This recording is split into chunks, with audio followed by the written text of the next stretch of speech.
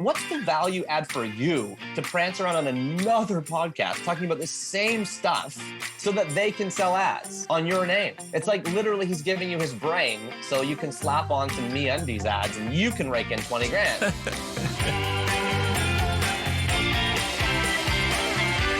Hi, it's Dave from DB Audio in Toronto. This is VU, Voices Unscripted, a podcast featuring punchy 5-minute interviews with people who use their voice to make a living and to make a difference. In this episode, I spoke with Neil Pasricha about his rise from blockbuster blogger to awesome author, prolific podcaster, and terrific TED Talker. I am a loud person. I talk all day. I talk for a living. And when I'm not talking, I'm writing things down to talk about. How did I do for an impersonation there? That's pretty good. And I totally forgot I said that, but it does sound like something I would have said. And the reason you said it was because of the first ever TED Listen. So what was the inspiration for you to go on the Toronto TEDx stage and ask 40 questions? Everyone's doing a TED Talk. But I feel the world is a bit loud, like the world is too loud. So where better venue than TED to sort of try to communicate that in the opposite. So I thought, okay, let me poke a hole in this format. I'll call it a TED Listen.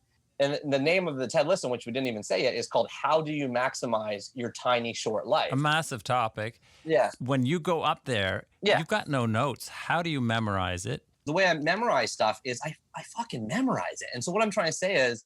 That's so helpful. Thank you very much, Neil, for that pithy... You stand up, you read it out loud to yourself. Weird, right? Okay, good. Sure. Now you stand up and you read it again. Now you read it again. Now you read it again. That first TED Talk, Dave, I did over 100 times in my apartment, including to my mom, my dad, people that were visiting, friends. I had the whole thing memorized from start to finish because I did it 100 times. So let's go back to Neil the writer, because although this podcast is about the voice, I want to know about your book. The real thing I want to know about is reading that. When you sat down and your publisher said, okay, Neil, now you're going to read it all. How are those experiences? Terrible. I hate it. Oh, dear. Yeah, I find that terrible. Because they put you in a tiny little room right away. There's a different sound when someone's talking from their brain, and there's a different sound when someone's talking off paper. Yeah. I don't like the sound of anything being read. I don't like that sound. It doesn't sound as natural to me. So right away, I don't like that. So I really want to be able to read my book the way you'd read it. I just want it to sound like me. This is a good segue to your podcast, because your super innovative, commando style street reporter podcast, how did you get into that? And how has it changed? I mean... Yeah, so first, recording it at home via Zoom is just not my goal. And even yesterday, as we're recording this today, I was walking around and I saw an interesting sign in a restaurant. I started taking pictures. The owner comes out. So we end up talking, blah, blah. And turns out, then this is just where you have to have your radar up all the time. She's like, I'm an English teacher. When I was blah, blah. And I was like, you're an English teacher. So I pull up my iPhone. I was like, do you mind if I just record 5 minutes about... So we did, and turned it into 15 minutes. And that's the next chapter of the show. That's the one coming out next. It's coming back. The old Neil's coming back. You asked how do I get big authors or whatever. Yeah. So one thing right away is I've never, ever used the same language ever, inviting two people ever. Right. I make it very clear this is not a commercial endeavor. And so I say, my show is 100% nonprofit, no ads, no sponsors, no promotions, no interruptions. And for a guy like Malcolm Gladwell, his IP is very valuable. If you're a big name, and I'm not saying he's ever said this, and he's certainly never said this, but I'm like, if I'm a big name or if he's a big name, what's the value add for you to prance around on another podcast talking about the same stuff so that they can sell ads on your name?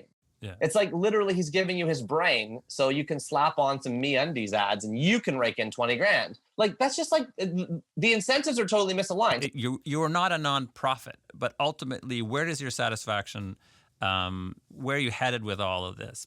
The question is, would I do this for free? Your intrinsic motivators actually get covered in your own brain when you replace them with extrinsic motivators. So when you give someone money, actually they're a worse teacher. They did this test with piano lessons at Brandeis University, and the girls that got paid to give piano lessons were shorter and stricter and had to leave right away. And they were right. whatever. But the ones that were just told thank you were just way better teachers. And so I'm really careful in my life what I charge for and what I don't. And the goal is to not charge for 99% of stuff. part of the value of doing that, Dave, is that you get unbelievable freedom. I'm free to literally release a 12-minute podcast or a 3-hour podcast with David Mitchell that you helped me edit. Yeah. And I can do that because I don't have any sponsors breathing down my neck telling me what to do.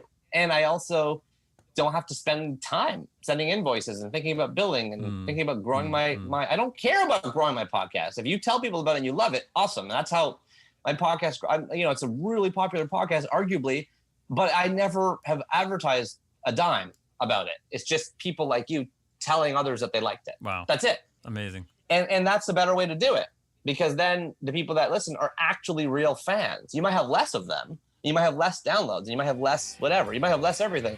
But the people that like it a lot.